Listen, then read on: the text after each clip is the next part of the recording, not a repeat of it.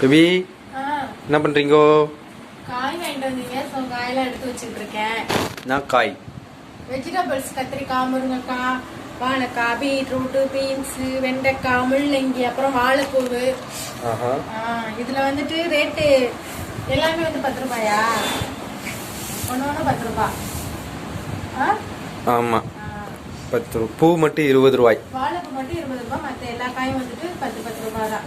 10 rupeesயா? 10 rupees. Market போனா அந்த மாதிரி வாங்கலாம். கடைக்கு போனாலும் ஆனா காய் எல்லாம் ஃப்ரெஷ்ஷா இருக்கா? நல்ல ஃப்ரெஷ்ஷா இருக்கு. வாழைக்காலாம் சூப்பரா இருக்கு.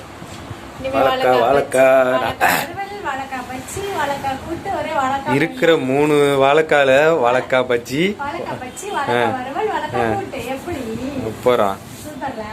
அப்புறம் வாழைப்பூ.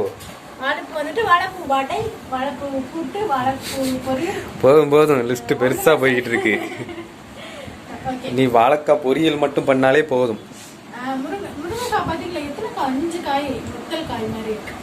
இது பார்க்கத்தான் முத்துன காயா இருக்கும். நம்ம அக்காட்ட வாங்குறது நல்ல சதையா இருக்கும். நான் அன்னைக்கு வாங்கிட்டு வந்தது முத்துன மாதிரி தான் இருந்துச்சு. ஆனா சாப்பிட்டு பார்த்தா டேஸ்ட் அல்லும். எந்த ஊர் காய் இந்த நம்ம ஊர் காய் மாதிரியே இருக்கும். ராம்நாடு காய் மாதிரி. அடுத்து ஓகே. கேரட் வாங்கல. கேரட் வந்து இல்ல, ரேட் ஏறிச்சு, அதனால கொண்டு வரலன்னு சொல்லிடுச்சு. கேரட்லாம் உங்க ஊர்ல காய் ரேட்லாம் எப்படி இருக்குன்னு கமெண்ட் பண்ணுங்க. 5-6 காய்க்கு மேல இருக்கு. 8 காய் இருக்கு. 10 ரூபாய் தான். ரொம்ப நல்லது. அப்படியா? பாவக்காய் சாப்பிடும் போது பச்சை ட்ரெஸ் போடக்கூடாது. நீ பச்சை ட்ரெஸ் போட்டிருக்க. அப்படியா? சார் ரைட்டாலே. பச்சை ட்ரெஸ் போடக்கூடாதான் சொல்லுவாங்க பாவக்காய் சாப்பிடும் போது.